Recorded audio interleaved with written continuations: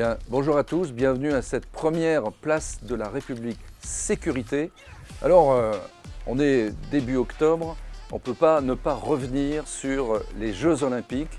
Tout le monde nous annonçait que ça serait une catastrophe de sécurité, même des éminents spécialistes qui annonçaient que c'était une hérésie de faire une cérémonie d'ouverture sur la scène, etc. Bien, force est de constater que ça a été un succès total.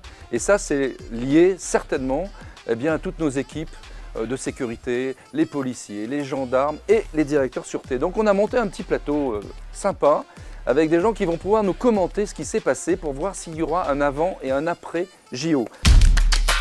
Alors tout d'abord nous avons Jérôme Grenier, premier adjoint de Vernon, donc une ville sympathique où il fait bon vivre.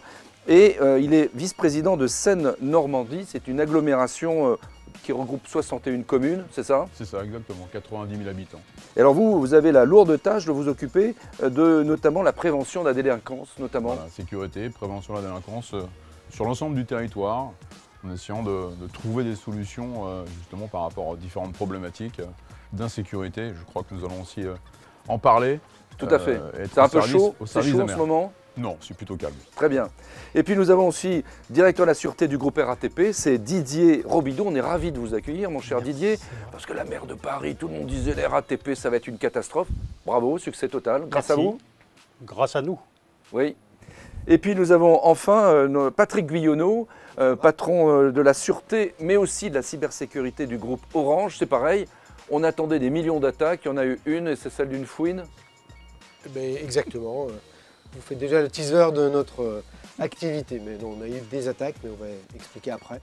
D'accord. Elles ne sont pas devenues des sujets d'importance. Merci. Puis nous avons Guillaume Stevens, qui est le patron de la République Sécurité. Donc Guillaume, on peut dire qu'ils ont super bien bossé tous. La prévention a été bien faite, bien menée. Un succès incontestable. Avec un continuum de sécurité pour la première fois qui s'est aligné. Alors peut-être pas pour la première fois, mais en tout cas un continuum de sécurité qui a trouvé sa place, qui a trouvé sa voie et qui marque le collectif de la sécurité-sûreté. Merci à tous. Nous allons maintenant faire une revue de presse avec notre ami Marc Carré.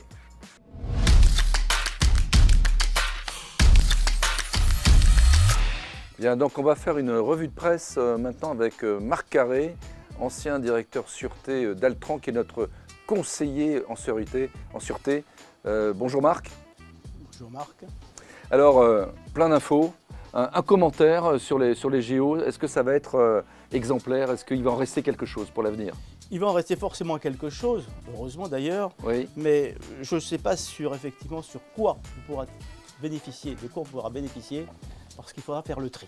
Alors, premier sujet, souveraineté technologique. Ça veut dire quoi? Souveraineté technologique, nous sommes dans un contexte de guerre économique avec des pays quand même agressifs comme l'Iran, la Russie et la Chine, qui essaient par tous les moyens de contourner les embargos, les sanctions économiques pour obtenir des informations. Donc la DGSI a sorti une information pour sensibiliser les entreprises. Alors un commentaire là-dessus, chez Orange, vous sentez ce problème d'attaque, d'influence, de souveraineté technologique par rapport à nos voisins un peu belliqueux? Alors, on le sent de deux manières, effectivement, parce que les opérateurs sont souvent très ciblés par les États les plus agressifs en la matière, donc effectivement, grosse activité cyber. Et deuxièmement, on le voit aussi, et c'est un différenciant français, nos clients français sont beaucoup plus avides de solutions souveraines que l'on peut avoir dans d'autres pays d'Europe. Didier Robidoux, donc c'est une tendance, la souveraineté, c'est quand vous choisissez une solution à la RATP, vous vérifiez d'où elle vient, sa traçabilité. Bien sûr, on a des conseillers qui sont en charge et des services qui sont en charge de s'assurer que toutes les solutions vidéo technologiques répondent aux critères que nous sont présentés par la DGSI, entre autres, pour répondre aux critères de sûreté et de confidentialité.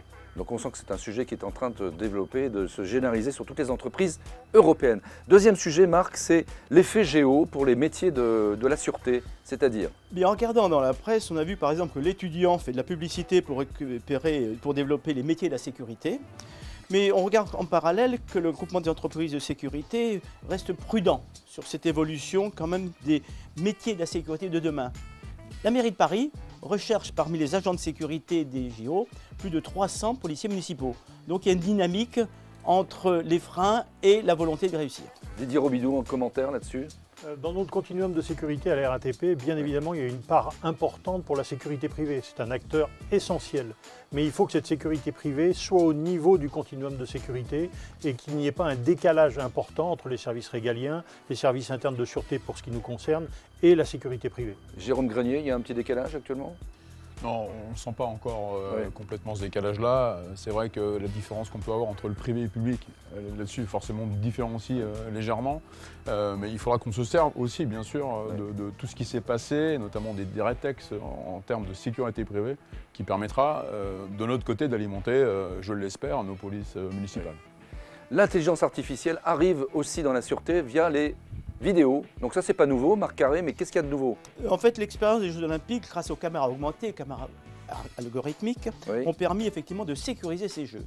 Le Premier ministre, récemment, a décidé de prolonger éventuellement l'utilisation de l'intelligence artificielle dans les caméras. Mais naturellement, la CNIL met quelques bémols et nous devrons attendre la fin de l'année 2024 pour voir si ce développement est généralisé. Patrick Guyonneau, donc il y a toujours un combat entre la CNIL et puis ce qu'il faudrait faire. Oui, enfin, je pense qu'il n'y a pas de mauvaise technologie. La question, c'est l'usage qu'on en fait. Je pense qu'il est normal que la CNIL encadre, sauf que ça fait quand même peut-être une dizaine d'années que l'intelligence artificielle permet, je pense par exemple à la reconnaissance de forme ou des choses comme ça. Bon, je pense qu'il est temps qu'on donne le cadre et qu'on puisse l'utiliser. Didier Robidoux, on est un peu bisounours en France, non? Oui, de plus en plus de caméras, de plus en plus de moyens. Il faut avoir de l'humain parce que c'est indispensable, mais il faut avoir aussi de la technologie pour pouvoir exploiter ces éléments qui nous reviennent. 50 000 caméras à la RATP, on ne peut pas mettre 50 000 opérateurs.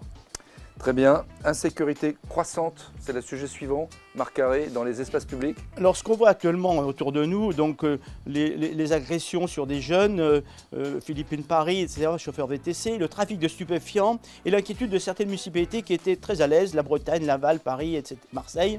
Donc, ils réclament de plus en plus de sécurité. Devant la santé, la sécurité devient la deuxième préoccupation des Français. Comment y parvenir? Plus de caméras de surveillance, plus de police municipale, c'est une préoccupation majeure. Jérôme Grenier, qu'est-ce qu'il faut faire? Les incivilités, on le voit tous les jours, il y a des faits divers, il y a des choses qui... C'est très compliqué à gérer. C'est très compliqué à gérer. On a de plus en plus d'incivilités, qu'elles soient routières ou même liées aux dépôts sauvages. On en parle beaucoup aujourd'hui. Et d'ailleurs, plus depuis le Covid, il y a eu vraiment une recrudescence et un effet qui a été largement augmenté. On travaille, on essaie de faire de la pédagogie aussi avec notre population, mais c'est très très compliqué. Alors pour revenir sur les caméras, c'est un bon moyen de dissuasion, non? Oui. La RATP. Oui, très bon moyen de dissuasion. Divers sortes de caméras, des caméras qui sont dans nos espaces et puis les caméras piétons sur nos collaborateurs, c'est un sujet, c'est indispensable, c'est dissuasif, c'est un élément de preuve en plus qui est très utilisé et qui est indispensable pour nous. Guillaume Sivens, on ne va pas justement assouplir la loi justement quand on voit le succès des caméras vidéo pour lutter contre les incivilités? Il y a quand même un sujet qu'il faut aborder, c'est le caractère de l'acceptabilité sociétale de ça veut dire quoi, ça veut dire quoi, l'accessibilité sociétale? C'est-à-dire que l'on peut faire évoluer le dispositif législatif, mais si la société n'est pas prête, si les concitoyens n'y sont pas prêts, on aura du mal à les citoyens sont prêts, non? C'est un sujet de confiance, je pense, voilà, quelque part, c'est ça qu'il faut qu'on pose, c'est ça l'acceptabilité sociale, c'est quelle confiance on a dans le bon usage des technos. Jérôme Grenier, il y avait souvent un conflit droite-gauche sur ces sujets-là. On sent qu'il y a un consensus. Il y avait parfois beaucoup d'idéologie. Oui. Comment ça se vit sur le territoire là, avec les municipalités? Ça se vit plutôt bien. Est-ce que vous avez des municipalités de gauche, de droite qui travaillent ensemble chez vous? Je prends l'exemple quand même de Vernon, qui était, quand on a repris la collectivité en 2014, qui était donc une mairie de gauche. Pas de caméras, pas de port au niveau du commissariat. Aujourd'hui, on a pratiquement plus de 150 caméras. Et aujourd'hui, dans le quotidien, ça nous sert, mais tous les jours, tous les jours. Donc c'est extrêmement important. Et la population là-dessus s'y habitue et c'est fait une raison. Et clairement, c'est vraiment une aide qui est extrêmement importante par rapport justement à l'élucidation des affaires qu'on peut avoir ici ou là. On va se retrouver dans quelques instants avec notre première interview avec Jérôme Grenier.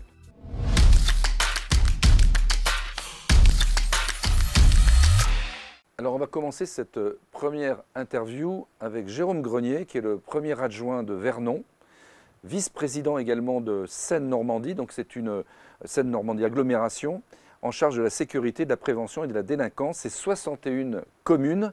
Alors Guillaume, pourquoi l'avoir invité? Qu'est-ce qu'il y a d'intéressant dans ce profil? C'est 90 000 habitants à proximité de Paris, oui. Vernon, hub de transport en commun qui mène beaucoup de cadres dans les deux sens. Rappelons oui. que Vernon, c'est une grande ville du domaine de la sécurité, la Normandie, grande région de l'intelligence économique et un ancien éditeur IHEDN.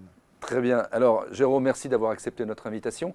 Le contexte, c'était quoi avant les JO d'une agglomération comme Seine-Normandie? C'est la gestion du quotidien avec l'ensemble des délégations qu'une agglomération peut avoir, que ce soit d'ailleurs au niveau de l'agglomération mais aussi de la ville. Et ça a été pour nous, voilà, Le défi, c'était quoi à relever? C'était surtout le relais de la flamme pour lequel donc, on a fait partie des 65 villes en France à accueillir justement cette cérémonie du chaudron. Qui s'est déroulée où? Alors, sur la place donc, du marché, le parking du marché sur Vernon, le 6 juillet dernier, et qui a permis d'accueillir pratiquement 15 000 personnes et 5 000 personnes sur cette place. Alors, comment s'est articulée la sûreté à la fois des JO avec toute l'équipe du comité d'organisation des JO, avec les forces de police, la gendarmerie, les élus? Comment parce qu'on partait un peu de zéro.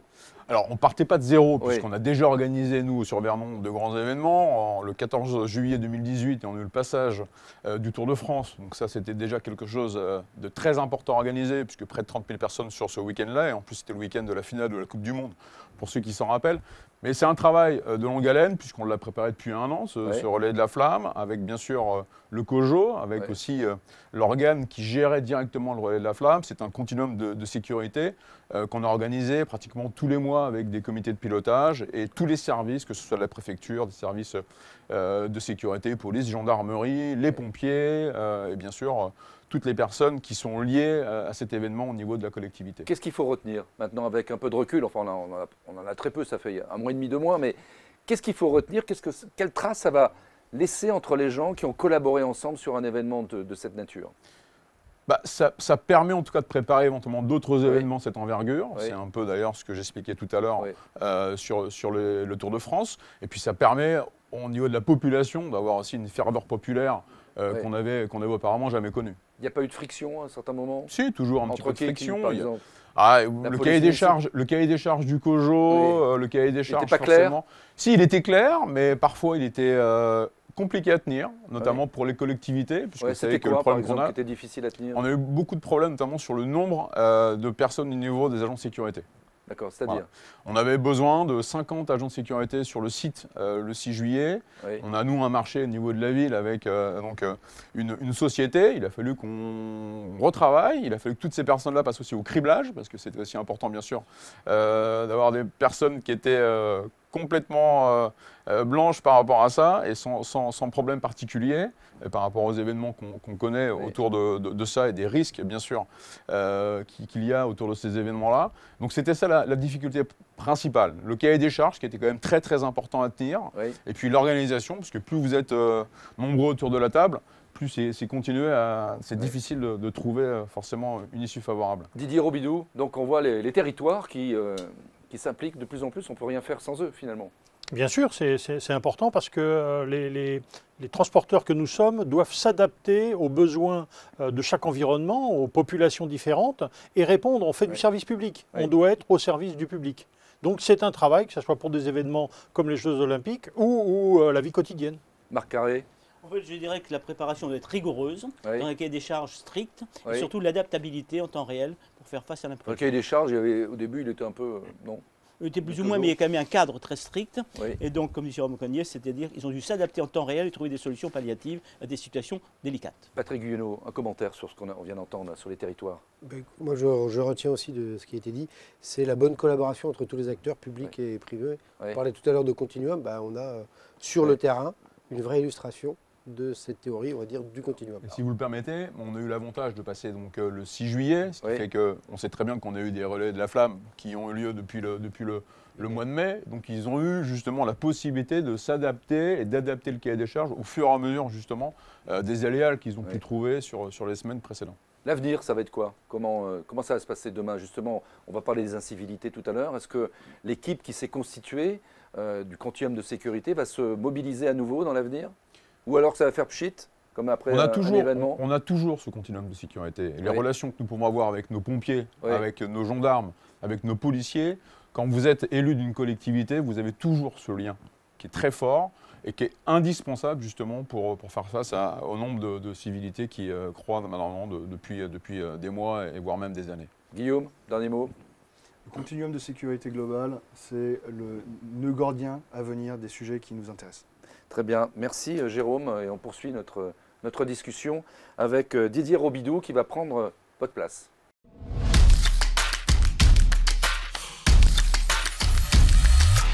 Nous accueillons le 3e opérateur mondial de transport, c'est la RATP, avec son directeur de la sûreté, Didier Robidoux.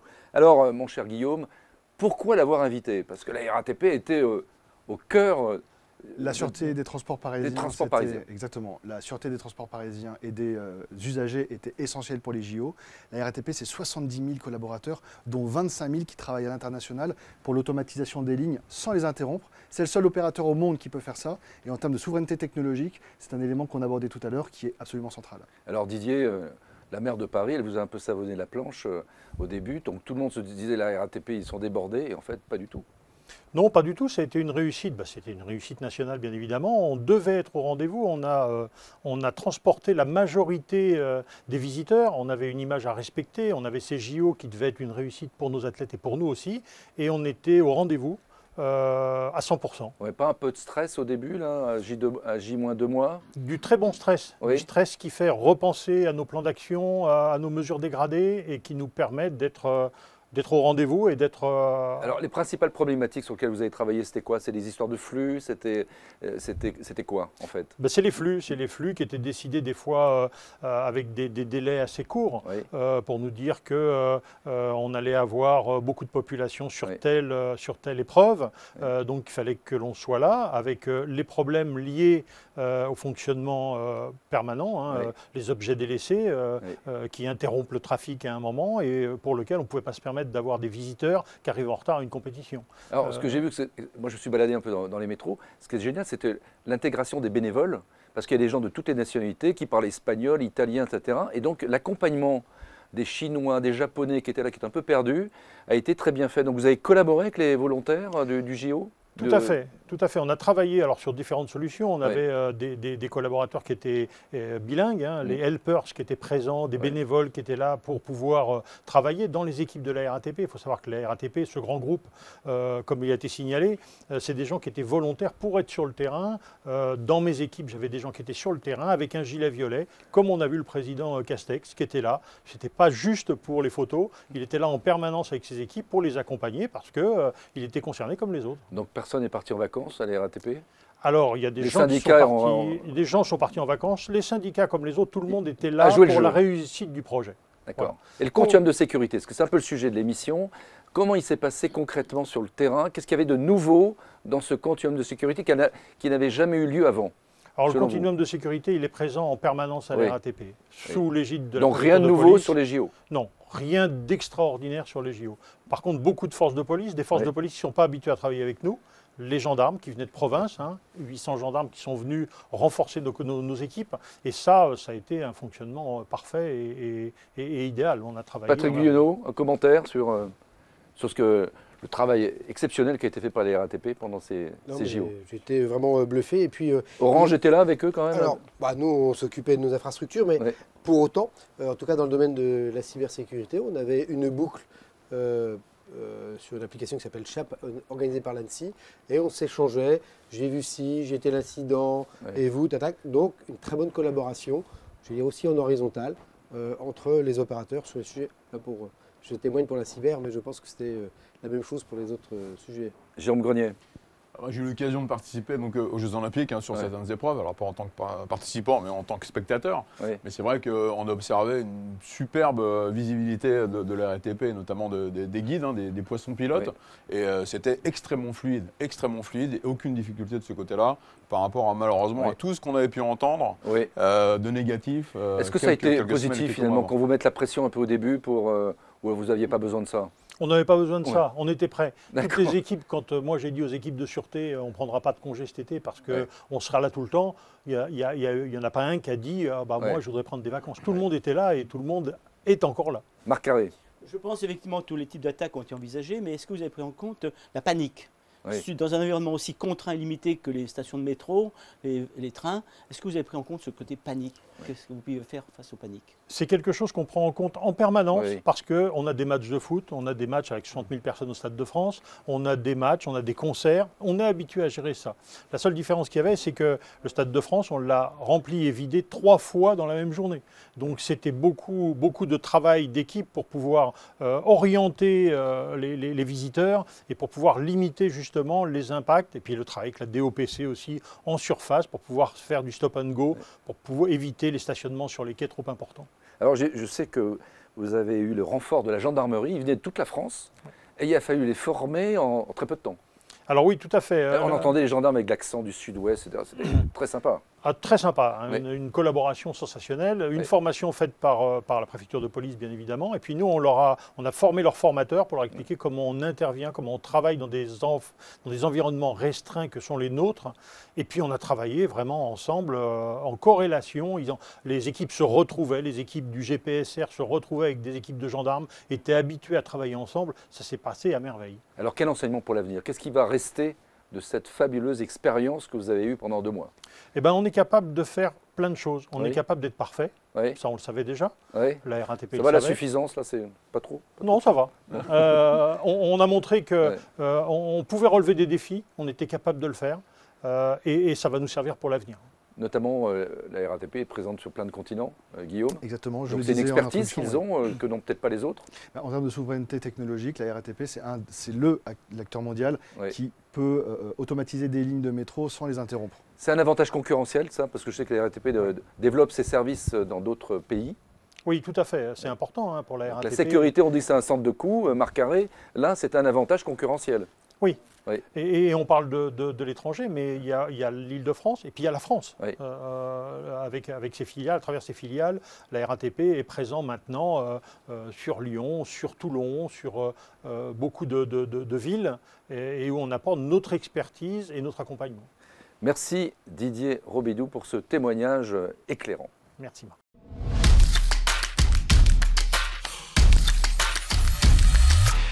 Alors maintenant, on va interviewer le groupe Orange, parce qu'il y avait un grand enjeu techno de flux, parce que tous ces gens-là, ils utilisaient leur téléphone avec Patrick Guyonneau. Donc Guillaume, l'intérêt avec Patrick Guyonneau, je le disais tout à l'heure en introduction, c'est qu'il a la double casquette, patron de la sûreté et de la cyber. Et c'était quoi la problématique d'Orange pour ces JO? Je dirais qu'il y a 2 points essentiels à souligner. On est dans un contexte de guerre, donc les cyberattaques venues de l'étranger étaient une vraie menace qui pesait sur le réseau télécom. Il faut préciser qu'il y avait eu 450 millions de cyberattaques à Tokyo. Exactement. Il y a 4 ans. Et par ailleurs, nous avions la presse du monde entier qui était présente, qui avait besoin d'Internet, des télécoms pour travailler, et la télédiffusion passait par les réseaux de fibre optique. Donc il y avait un enjeu colossal sur la diffusion des JO et on va dire la bonne tenue.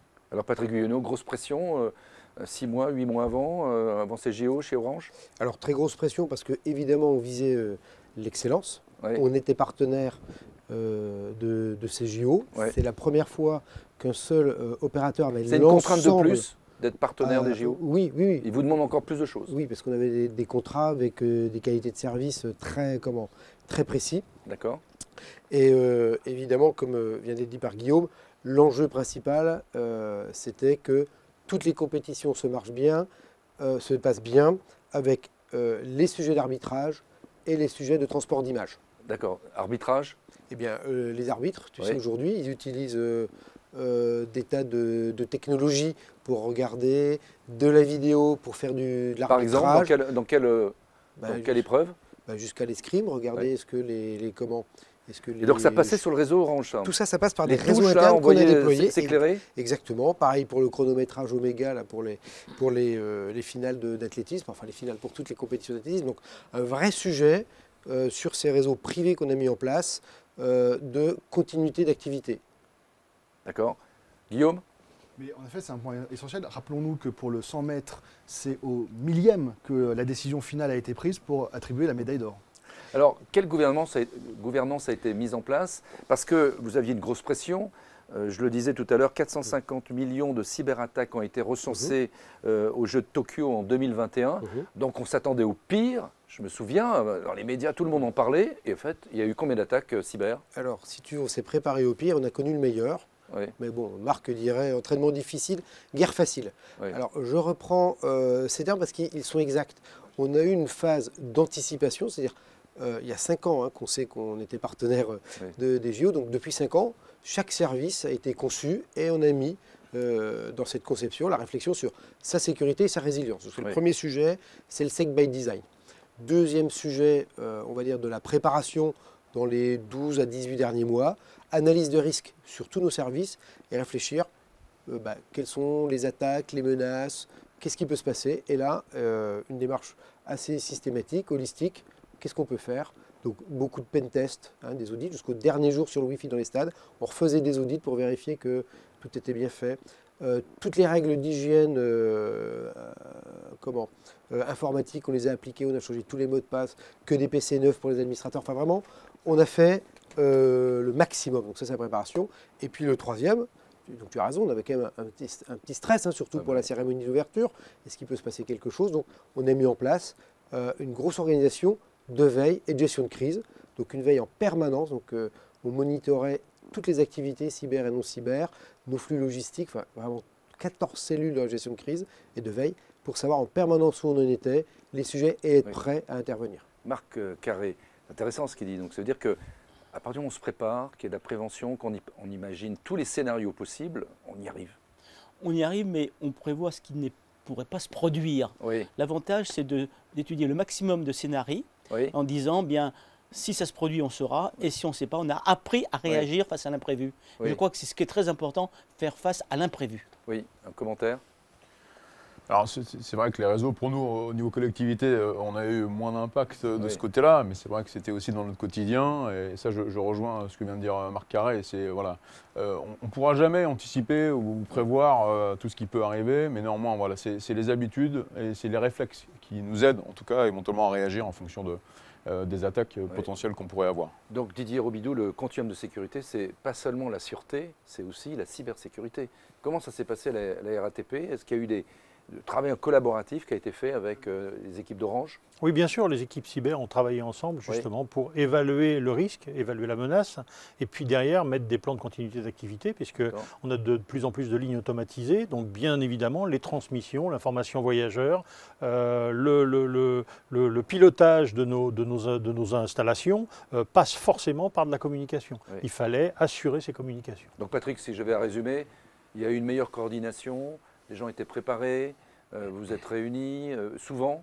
Comment s'est passé? Tu parlais tout à l'heure de gouvernance. Donc, sous l'égide de 2 membres de la direction générale du groupe Orange, nous avions un comité directeur avec un comité stratégique sécurité et un comité opérationnel sécurité qui, lui, a justement décliné en de nombreux streams les sujets cyber, les sujets logistiques, les sujets fournisseurs, les sujets sécurité privée. Vous voyez, à peu près tout le panel pour à chaque fois piloter toutes les actions de remédiation de risque et piloter le bon déroulement de la préparation. Alors ça, c'était en interne chez Orange, mais comment ça s'est passé avec les partenaires des JO et avec le comité d'organisation lui-même? Par ailleurs, effectivement, il y avait une organisation spécifique avec Paris 2024 qui, d'ailleurs, durant les JO, rassemblait la plupart des opérateurs. Donc je pense que nous appelait ça le TOC, le Technical Olympic Center. Il y avait l'ensemble des parties prenantes de la bonne organisation des JO qui étaient là, donc on s'est échangé d'informations dans tous les sens, horizontal entre nous, vertical entre P2024 et les opérateurs, vertical dans l'autre sens. Et j'ajoute, parce que c'est quand même important, les autorités, beaucoup d'échanges évidemment avec le Barristan géographique sur Paris, avec la préfecture de police de Paris, mais aussi avec l'ANSSI, pour que les informations soient le plus fluides et qu'on soit toujours, non pas sous stress, mais en état de préparation. Guillaume, ce qu'il faut retenir, c'est quoi? C'est qu'il y a eu une gouvernance exceptionnelle? Il faut retenir déjà la gouvernance, la coproduction de sécurité, le bon fonctionnement du continuum de sécurité, que désormais les sujets de sécurité et sûreté sont incontestablement des sujets complexes et qui montrent l'expertise de la Team France. Merci Patrick Guyonneau. Maintenant, justement, on va débattre sur ce qu'il faut retenir de ce qui s'est passé pendant ces JO pour l'avenir.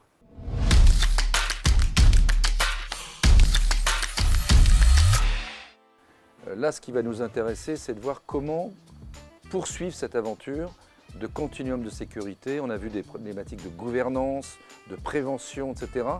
Comment faire en sorte que ça ne fasse pas pchit et que ça se reproduise dans l'avenir de manière vertueuse? Alors, première question, c'est pour vous. Qu'est-ce qu'il faut retenir de tout ça? C'est le collaboratif, c'est vraiment le collaboratif. C'est la préparation, c'est l'anticipation éventuellement des problèmes qu'on aurait pu avoir. Mais ça existait déjà avant. Oui, ça existe, mais on a toujours une problématique qu'on n'avait pas imaginée, qu'on a su gérer, peut-être un peu dans l'urgence, et qui permettra justement, éventuellement, dans d'autres événements qui pourront arriver plus tard, de se dire on a déjà vécu, on est capable déjà d'y apporter une réponse opérationnelle. D'accord, et les RATP, qu'est-ce qu'il faut garder? Ce qu'il faut garder, c'est ce retour. On a eu la partie paralympique. Président Castex et Île-de-France Mobilité, Valérie Pécresse ont annoncé qu'il y avait un souvent travail. Jean Castex. Ça veut dire que le président doit être, pour que ça marche, il faut qu'il soit là. Il faut qu'il montre l'exemple. Forcément. Dans toutes les organisations, la dynamique, elle vient du haut. Et le président Castex, il est là. Il est avec nous sur le terrain. C'est lui qui donne la mesure. C'est le chef d'orchestre. D'accord. Donc l'avenir, ce qu'il faut garder, c'est qu'il faut mobiliser les dirigeants là-dessus. Oui. Il faut que, de toute façon, on sait que les dirigeants ont été au cœur du réacteur, si je puis dire, pour ces Jeux Olympiques. C'est pour ça que ça a fonctionné. Tout le monde était mobilisé, du haut en bas, dans toutes les sociétés, dans toutes les organisations. Patrick Guyonneau, chez Orange. Nous, on a un travail qu'on appelle justement l'héritage JO. Et d'abord, si on demande à tous les collaborateurs, ils veulent tous qu'on soit là pour 2030 les Jeux d'hiver ou si on peut aller à Los Angeles en 2024. C'est dire déjà l'intérêt collectif. Il y a eu une émotion collective. Il y a eu une émotion, un collectif, beaucoup de bonne expérience humaine. Donc ça, il faut retenir ça. Les deux autres sujets qu'on retient dans le domaine sûreté chez nous, c'est l'importance. On a démontré l'importance de ce qu'on appelle le security by design, donc c'est penser en amont. Donc est-ce que tu peux nous préciser ce que c'est que le security by design? C'est une méthode de conception, on va dire une conception des services ou des produits en anticipant en amont, très en amont, les risques auxquels ils seront confrontés, les mesures à mettre en place et le faire vivre, parce que l'analyse de risque il y a 5 ans n'est pas la même analyse de risque qu'aujourd'hui. Donc ce sont des process de conception et ils ont démontré que c'était robuste,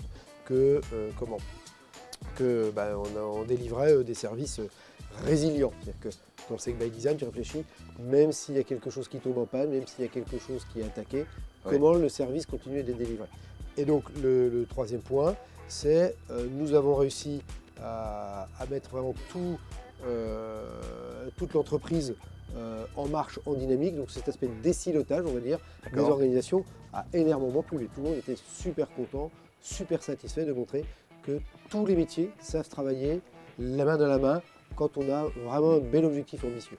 Marc Carré, donc c'est ça qu'il faut retenir. Ce qu'il faut retenir, ce que disait Patrick, effectivement, c'est conduire le projet comme un projet. Désilotage. Désilotage, c'est-à-dire enlever ces silos et permettre aux gens de parler le même langage alors qu'ils ont des entités différentes. Et ce n'est pas toujours simple. Et savoir de temps en temps faire monter très haut les décisions et prendre des décisions, ce qui n'est pas toujours simple parce qu'il y a toujours des égos qui pourraient gêner. Alors ça, c'est l'effet JO. Mais quand il n'y a pas les JO, comment garder cette intensité dans les relations? Justement, c'est important, parce qu'on parlait justement de désilotage. C'est un peu le mal souvent administratif qu'on peut avoir, où chaque service travaille un peu dans son coin. La police, la gendarmerie, et qu'il n'y a pas de transversalité. Donc ça, aujourd'hui, il faut qu'on se serve justement de ce continuum et de ce travail collaboratif et collectif qu'on a pu mettre en place pendant pratiquement cette année de préparation et qu'on arrive justement à s'en servir comme expérience dans la préparation et dans la vie finalement de tous les jours. Que ce soit en sécurité ou même dans d'autres services ou délégations. Donc pour contrer le désilotage, c'est une histoire humaine. Il faut que les gens aient envie de travailler ensemble. La sûreté, c'est de l'humain. C'est de l'humain. C'est de l'humain. Un bel exemple, c'est le centre de commandement opérationnel de la préfecture de police qui regroupe tous les acteurs du transport. Et on a vu que tout le monde était là pour une rapidité, pour une efficacité dans les interventions. C'est pour ça, la sûreté, c'est de l'humain, c'est de la rapidité, c'est de la réactivité, c'est de la préparation. Et tout était là. Et vous sentez que tous ces acteurs ont envie de se retrouver pour retravailler ensemble dans l'avenir? Oui, bien sûr. Oui, bien sûr. On est prêt. Oui.